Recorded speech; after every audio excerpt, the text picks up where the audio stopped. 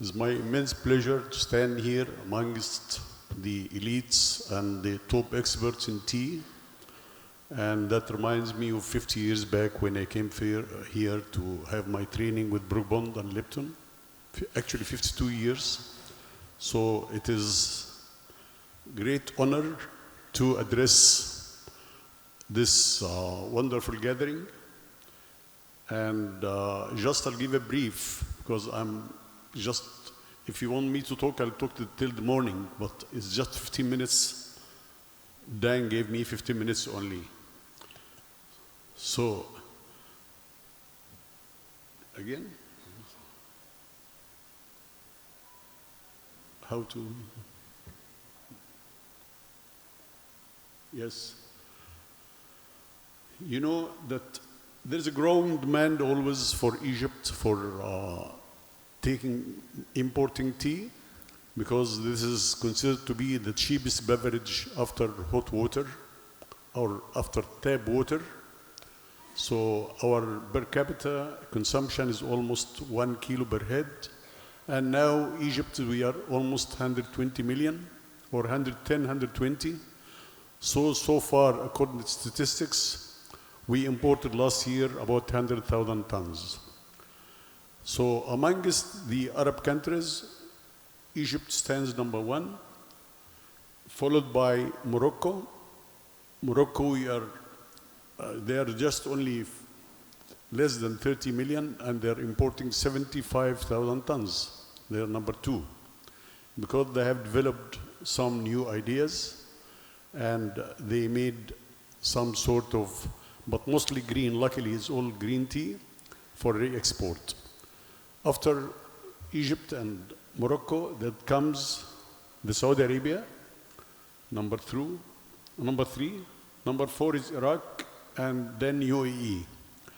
Then after this, Sudan comes, and Libya, and Algeria.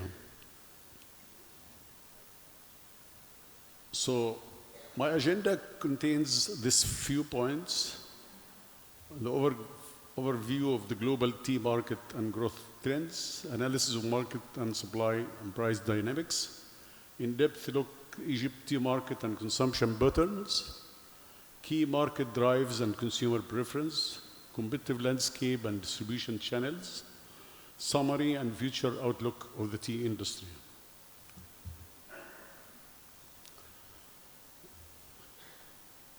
This graphs just reflects the number of population. We are in 25, was estimated, as I said, 110 million, consuming about 100 million kilos. Expected 26 to fetch about 15 million, which will be 115. Then goes on up to 2033, because that is as the growing price or the price of coffee, which is the opposite or the other competitive drink is coffee. Coffee prices, everybody knows, so the prices are soaring up. So luckily, that's good for tea.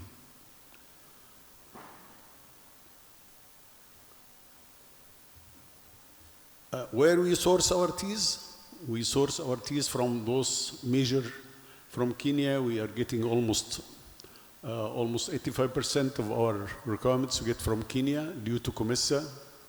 And the price is, of course, quite, competitive too. Compared to last year and the year before last, Indian price was a bit high.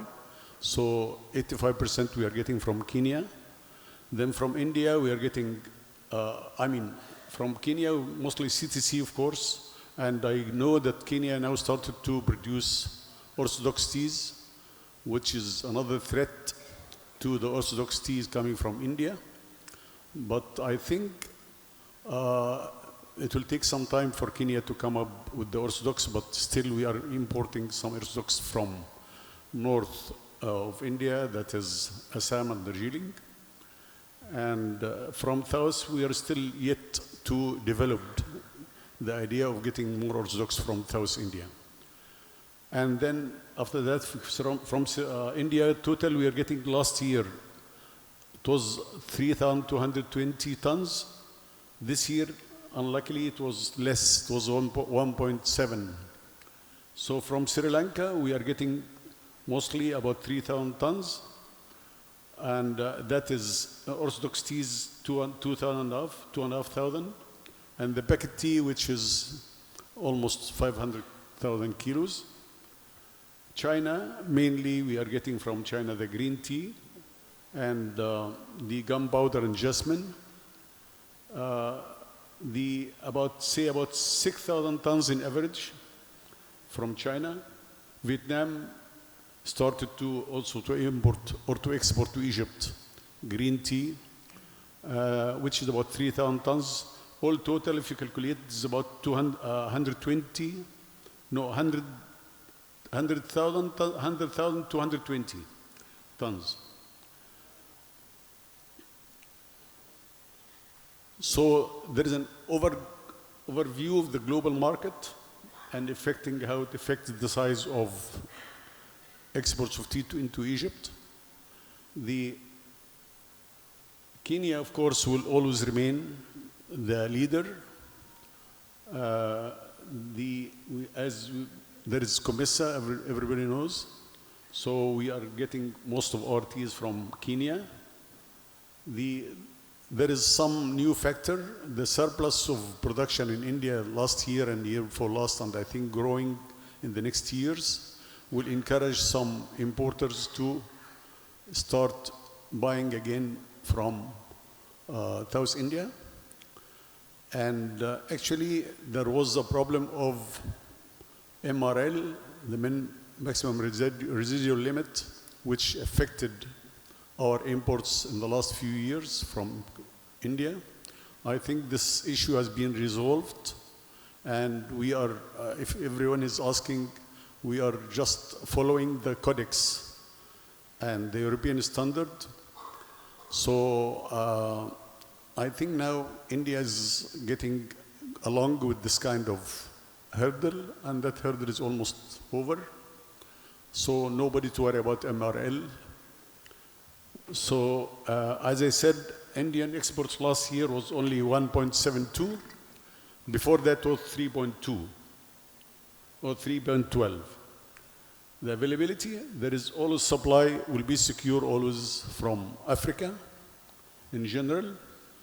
And the trade realment between Egypt and Sri Lanka and India or China has to be looked into. I think there is in diplomatic channels, if there is some effort are made by the government of India, I think this 2% could be also waived. That will encourage more sales of Indian tea coming into Egypt. There is a challenge for us.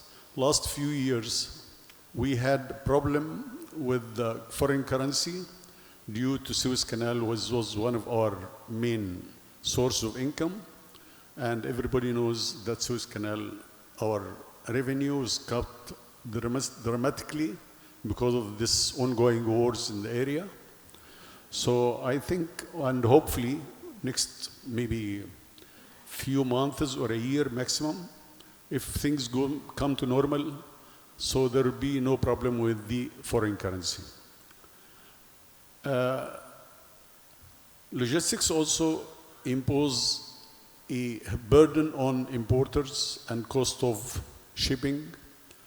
So once this issue is resolved about the Suez Canal, people will not face the same problem. And we are facing the same problem actually with shipments coming from Kenya, because it has to go all through the Good Hope. Before that, used to go to Red Sea. So now this is one of the hurdles. There is also distribution channels and consumer trends are now changing. Before that, used to be sold directly through retailers and supermarkets. Now there is, delivery, and there is talabat and all these kind of new versions of delivery. So the channel of distribution is much more advancing. That will help to increase more of our imports of tea. Market size, if we analyze, as I said, we are almost 100,000 tons, 24, 25. And the average price calculated at 1.65, which is reasonably low, not very high. And if we are talking about 2030 and 33, which is about 5-6 years away from now, that will be around, 185 calculated. This is my estimation of the average price. So we'll reach 285,000 million because of the projection according to consumer conglomerate CAGR, which is about 5.89.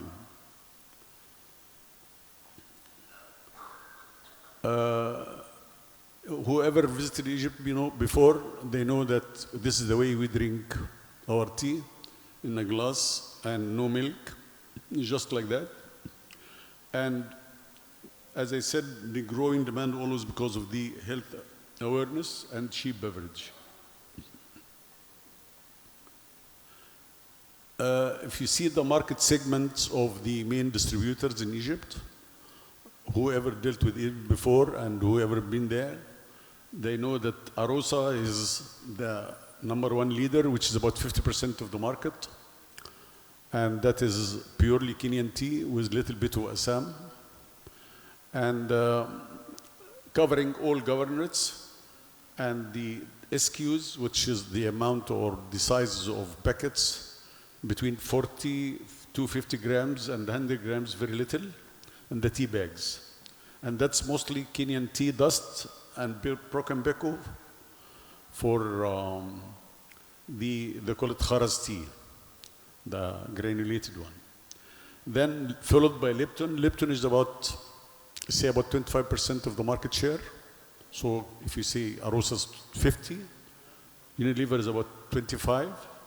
Anani and Crown and Al-Asari, followed by all those, everyone is about 10%, 12%, 15%, like Jawhara. Then we go other selling brands in governments, which is 40 grams. This is for rural areas and Russian shops. Still we have that system of Russian shops. And that's mainly Indian and lower grades of African dust. Or foreign teas, as they say in Africa. They don't say Kenyan. It's just coming from Kenya, yes, but it is coming from the back door from Uganda and other places. And there is non-labeled teas, which is procured by the army and sometimes government tenders, which is shrinking a lot, not that like before. So now, noticeably, there is change in the pattern and the moods of drinking tea among the new generation. So the bubble tea, the karak, all these are new trends. And I think India is very much well advanced in that, and also Sri Lanka, but mostly the karak tea is well known here in India. So there is even a new brand started in Egypt called Karak Boys. And it's gaining, and they're opening every day or every month and month. It's growing much more. And like Starbucks, because there's something called boycott in Egypt for some of the major brands. So the new generation is now going to Karak Boys and all these new trends and bubble teas. Thank you very much for your time, and hope everything is okay.